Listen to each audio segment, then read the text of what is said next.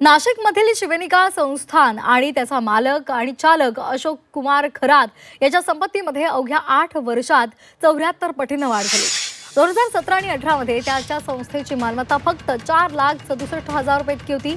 2024 आणि 25 पर्यंत ती वाढून 2,21,00,000 रुपयांच्या घरात गेली। 2018-19 पर्यंत दरवर्षी 1,60,000 दरम्यान त्याची आर्थिक तूट होती। मात्र सर्वाधिक वाढ 2023 आणि 24 मध्ये संस्थांचं उत्पन्न 2 कोटींपेक्षा सुद्धा जास्त गेलं।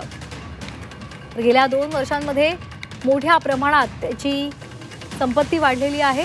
कशा पद्धतीने त्यांनी आपलं हे भांडवल उभं केलं, कशा पद्धतीने त्यांनी आपली संपत्ती वाढवलेली आहे या संदर्भातला अधिकचा तपास आता केला जातोय। त्याच्या संस्थांचं उत्पन्न 2 कोटींपेक्षा सुद्धा जास्त आहे आणि गेल्या 2 वर्षात उत्पन्नाची आघाडी मिरगावचं भवितव्य उजळलेलं आहे। ऑडिट रिपोर्टमध्ये 10 वर्षांमध्ये लक्षणीय वाढ झाल्याची माहिती समोर आली आहे। यावर आपण एक नजर टाकूयात ग्राफिक्सच्या माध्यमातून। तर खराच्या शिवनिका संस्थांच्या उत्पन्नात 74 पटीने वाढ झाली। 2017 आणि 18 मध्ये शिवनिका संस्थांची मालमत्ता 4,67,000 इतकी होती। 2018-19 पर्यंत दरवर्षी 1,60,000 दरम्यान आर्थिक तूट होती। 2023 आणि 24 मध्ये संस्थांचं उत्पन्न 2 कोटींहून अधिक होतं।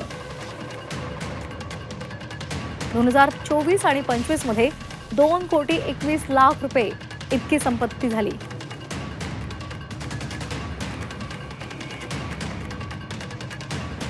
तर खराच्या शिवनिका संस्थांच्या उत्पन्नात कशा पद्धतीने वाढ होत गेली याही बातम्या आता समोर येऊ लागलेल्या आहेत। 74 पटीने त्याचं उत्पन्न वाढलेलं आहे।